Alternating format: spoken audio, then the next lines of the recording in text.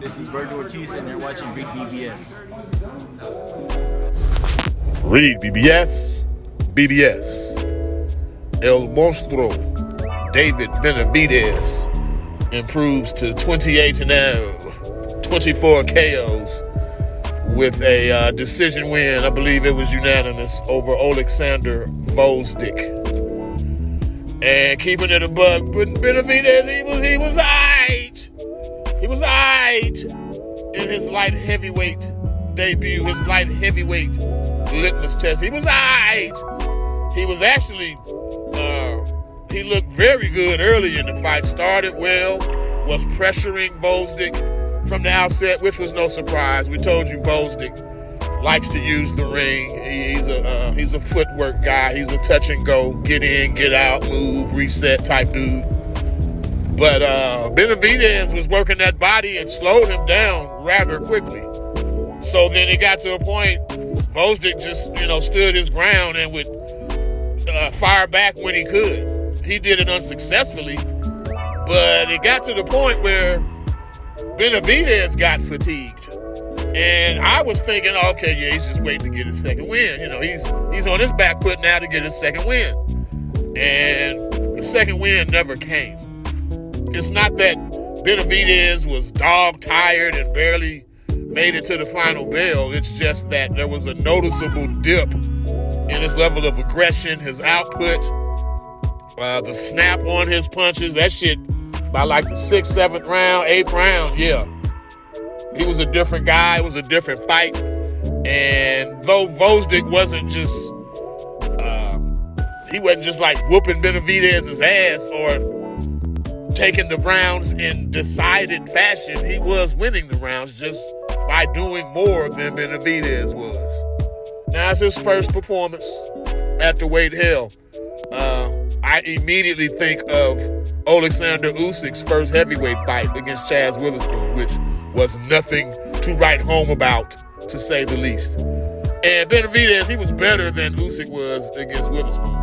He was better than that against Gvozdyk, who is a live dog. I don't think Gvozdyk will ever get a title again, certainly not at 75. But he's still somewhat of a player in the mix. I was expecting Benavidez to stop him, and it looked like he was going to stop him early. But Gvozdyk, he showed more grit than I'm accustomed to seeing with him. I said in my pre-fight video that he could be broken down. He didn't hold well. He didn't hold well tonight either when he was in trouble.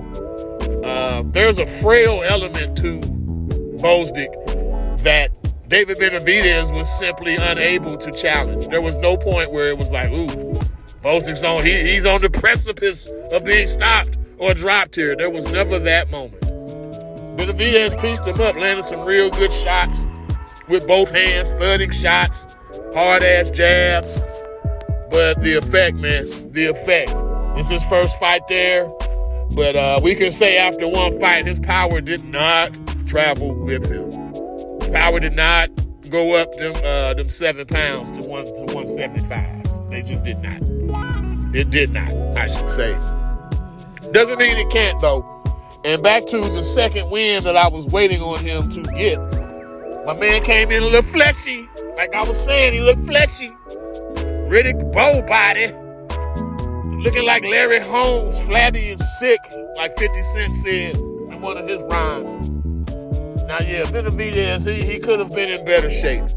And moving up to a higher weight is no excuse to just, not focus on your cardio as much. And again, I hate to keep harping on his body because this is not a bodybuilding contest. Muscles don't win boxing matches. But still, I shouldn't be able to look at your body and have a clear idea of what type of shape you aren't in. I'm not used to Benavidez getting tired like this. So it's a one-off. He can be better. He will be better. He mentioned still campaigning and keeping his interim title at 68, which I think is a good thing because it forces him to be in better shape, which will only improve his performance. But, not one for the David Benavidez archives. First 3, 4, 5 rounds was somewhat vintage Benavidez, and then, he hit a wall. He hit a wall, and I was waiting for him to get his second win and then revert back to whooping Gvozdyk's ass, and it just never happened. It just never happened. We'll see what's next. Next opponent, the only fight worth, if Canelo ain't gonna fight him, the only opponent of note at 68 is David Morrell, who's fought no one. Let me know who David Morrell beat that convinced you, and what did that guy do? And in the event of Morrell beating him, what was it that convinced you? That's my thing with the fight. I ain't running from the fight as a Benavidez fan. Fuck it. If Morrell is the only option, then fight him. Because I have yet to see anyone hit Morrell back. And David Benavidez is going to hit him back. That's what I do know. He's going to hit him back.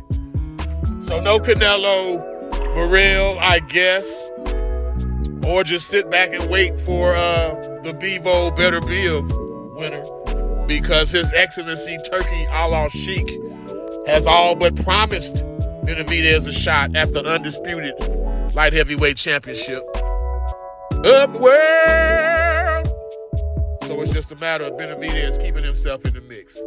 But yeah, he was just aight. He didn't suck. He wasn't bad. There was no controversy to the fight. Nothing of that ilk. But Benavidez, he was just aight for me. He was just aight for me. He was about a B- at best. B- at best. REED-BBS. BBS.